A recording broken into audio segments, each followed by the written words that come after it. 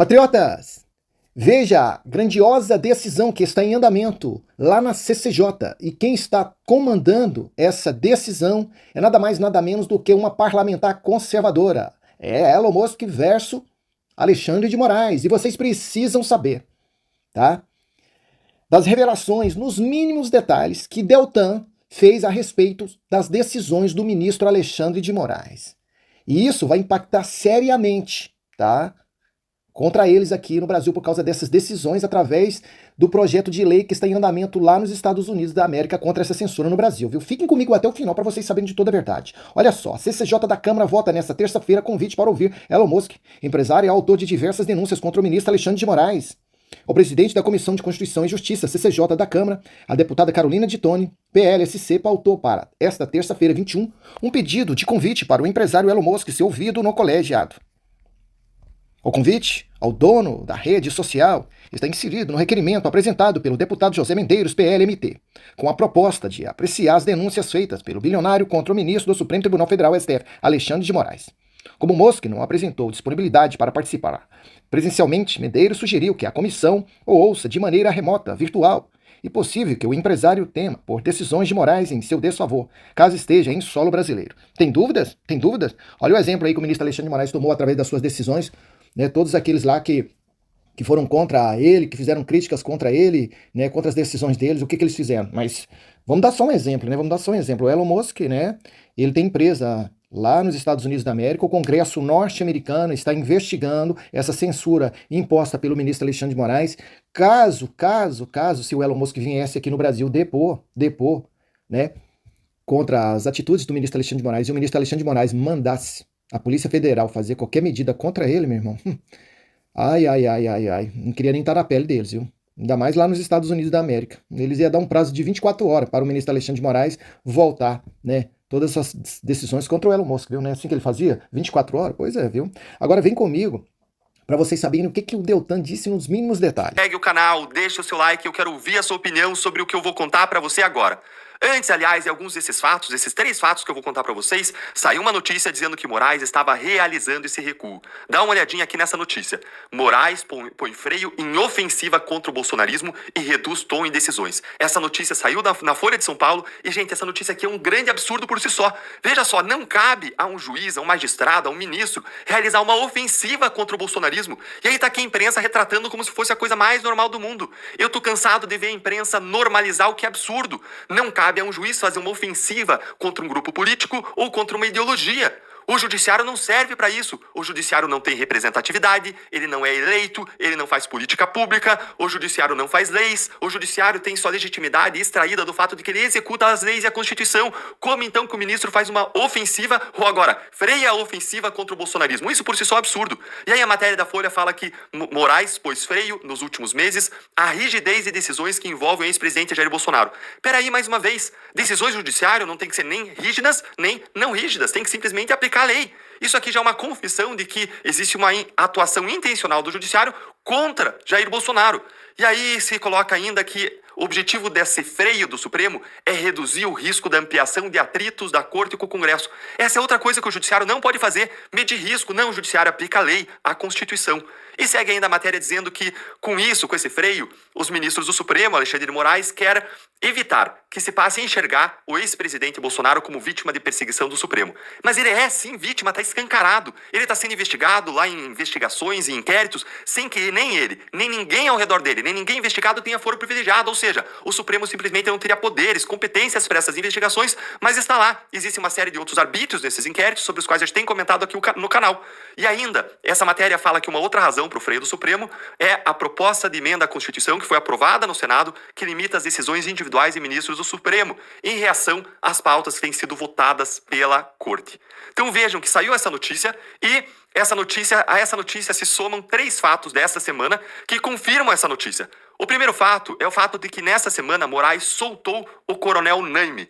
O coronel Naime da Polícia Militar, ele foi preso em razão dos fatos do 8 de janeiro e ele estava preso há mais de um ano, sem que estivessem presentes os requisitos da prisão preventiva. Olha aqui a notícia. Moraes solta o coronel da PM, preso há mais de um ano pelo 8 de janeiro. E ele foi preso pelo quê? Por uma suspeita de omissão. Suspeita de omissão. E ele ficou 6 meses preso sem uma acusação criminal. Tá aqui, ele ainda sofreu, mesmo com a soltura, ele passou a ser submetido a medidas cautelares diversas da prisão, como uso de tornozeleira, recolhimento noturno nos finais de semana, proibição de sair do Distrito Federal, ou seja, ele segue passando por constrições, mas aqui um fato que é muito grave, gente.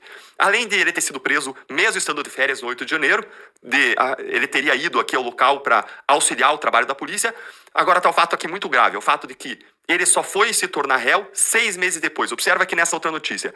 Ele, então, foi preso no dia 7 de fevereiro, mas ele só foi acusado em agosto de 2023. Gente, não dá pra manter alguém preso mais de 40 dias sem uma acusação criminal. Isso é um absurdo. Isso é um baita de um abuso. E aconteceu parecido com Anderson Torres, que ficou preso 4 meses sem ser acusado. Aconteceu parecido com Silvinei Vasquez, que ficou preso também vários meses sem acusação criminal. Ainda não teve nenhuma acusação criminal feita pela PGR até hoje e segue preso. Ele foi preso em agosto do ano passado, a gente tá em maio, daqui a pouco completa um ano, e jamais foi acusado pela Procuradoria-Geral da República. Como assim alguém preso sem uma acusação, sem ter fatos dos quais se defender?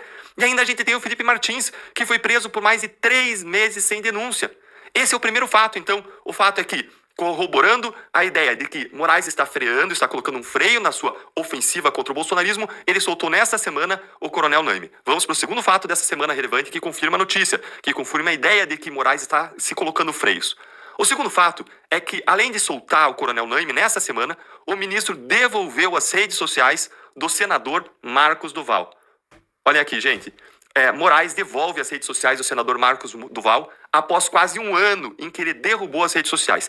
Tem 2 grandes absurdos em Alexandre de Moraes ter derrubado as redes do senador Marcos Duval. O primeiro grande absurdo é o fato de que você não pode derrubar uma rede inteira social por conta de um post, 2 posts, 3 posts. Não, no máximo você poderia derrubar um post, 2 posts, 3 posts. Por que, Deltan? Porque derrubar a rede inteira viola Marco Civil da Internet, viola a Constituição Federal, viola Pacto de São José da Costa Rica, que tem força cogente dentro do Brasil e que proíbe a censura prévia, ou seja, viola uma série de coisas. Você derrubar a rede social inteira de alguém é você praticar um assassinato da persona digital. E uma segunda razão pela qual é absurdo você derrubar as redes sociais de Marcos Duval é que ele é senador. Ele tem imunidade para as palavras, opiniões e votos. Então você não pode derrubar a rede social dele, impedir ele de conversar com o eleitor, de receber inputs dos eleitores e de prestar contas do mandato. Ainda mais quando ele tem imunidade, uma proteção adicional para além dos cidadãos normais, como eu, como você, ele tem essa proteção adicional. A Constituição foi aí vilipendiada várias vezes, ao quadrado, ao cubo, à quarta potência. Vamos para o terceiro fato da semana que mostra que Moraes está se refreando.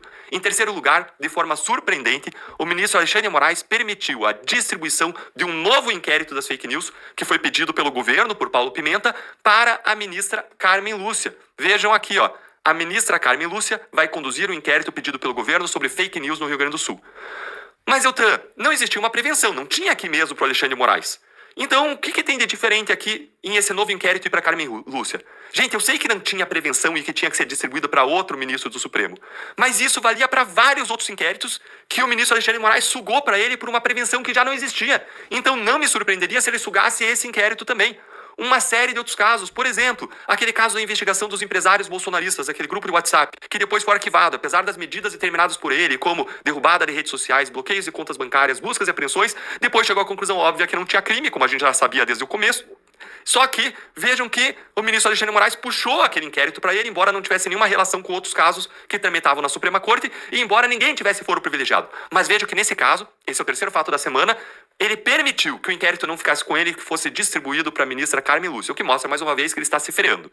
Deltan, e por que o ministro Alexandre de Moraes está recuando? Por que está acontecendo tudo isso? Bom, a razão declarada na matéria que a gente viu no começo desse vídeo, provavelmente soprada pelo ministro nos ouvidos do jornalista, seria para evitar uma narrativa de perseguição do Bolsonaro e evitar a reação do Senado, que já começou por meio daquela PEC, daquela proposta de emenda à Constituição, que limita as decisões monocráticas. Contudo, em segundo lugar, tem uma razão mais forte que eu vou mostrar para vocês agora. Presta atenção na grande razão, na razão muito forte, a mais forte de todas, para Moraes estar recuando. Olha lá, esta é a razão. Essa foto representa a razão. Por isso, gente, por conta da repercussão internacional dos arbítrios judiciais da censura no Brasil. Mas e daí, Deltan? E daí que jornalistas divulgaram os Twitter Files? E daí que o Elon Musk enfrentou Moraes, trazendo a atenção da imprensa internacional? E daí que o Congresso americano expôs os arbítrios de Moraes para o mundo? E daí que o caso repercutiu na imprensa internacional? E daí que isso gera um ambiente favorável para a Corte Interamericana de Direitos Humanos caçar as decisões de Moraes? E, gente, há provas de que a censura do Moraes está impactando todos os brasileiros. Olhem isto aqui. Provas vieram à tona. 61%, praticamente 2 a cada 3 brasileiros, segundo uma pesquisa, têm medo de falar e de escrever o que pensam nas redes sociais. Isso mostra que Moraes e o governo Lula instalaram um regime de medo, um ambiente de terrorismo, um ambiente de censura e de autocensura no Brasil. Mas tem ainda uma terceira razão importante que eu quero contar para vocês para Moraes estar recuando. A terceira razão é que a reação do Congresso no Brasil está acontecendo e a fervura está subindo, depois de operações que foram pescarias probatórias contra parlamentares, como aquela sobre Carlos Jordi. Lembre ainda que na Câmara foram coletadas assinaturas suficientes para uma CPI de abuso de autoridade. A isso se soma, nessa nossa terceira razão para o recuo de Moraes, o fato de que Moraes está perdendo o poder. Afinal de contas, ele está deixando a presidência do TSE. Ele está sendo substituído. Olha aqui, ele está sendo substituído pelo ministro André Mendonça, que pode acabar deixando o Moraes com o pincel na mão, pendurado no pincel, tirando a cadeira, tirando a escada dele, deixando ele pendurado no pincel. André Mendonça provavelmente vai deixar de referendar essa postura beligerante, censória, autocrática que o Alexandre de Moraes adotou na corte, inclusive criando um órgão que não tem previsão legal, aquele tal do CIED, o Centro Integrado de Enfrentamento à Desinformação e Defesa da Democracia, que, por incrível que pareça, atacava a democracia com uma política altamente censória. Esse órgão assumiu funções de Ministério Público, violando a Constituição também nesse ponto, e mesmo sendo subordinado a Alexandre de Moraes, peticionava ele diretamente no Supremo para censurar pessoas. Então, Deltan, se Moraes está recuando, então tá tudo bem nisso? Não, gente, não tá tudo bem. Ainda há muitas medidas abusivas que estão em vigor e que precisam ser derrubadas. Além disso, os arbítrios precisam ser anulados, as vítimas indenizadas e as responsabilidades apuradas para que ninguém nunca mais rasgue a Constituição e ataque as liberdades no Brasil. E eu quero ouvir a sua opinião sobre isso. Você acha que tudo bem o Moraes recuar? A gente devia deixar por isso mesmo? Ou a gente tem que apurar responsabilidades, derrubar todos os arbítrios e a gente tem que indenizar as vítimas? As decisões devem ser profundamente avaliadas. O que você acha? Conta pra mim aí nos comentários.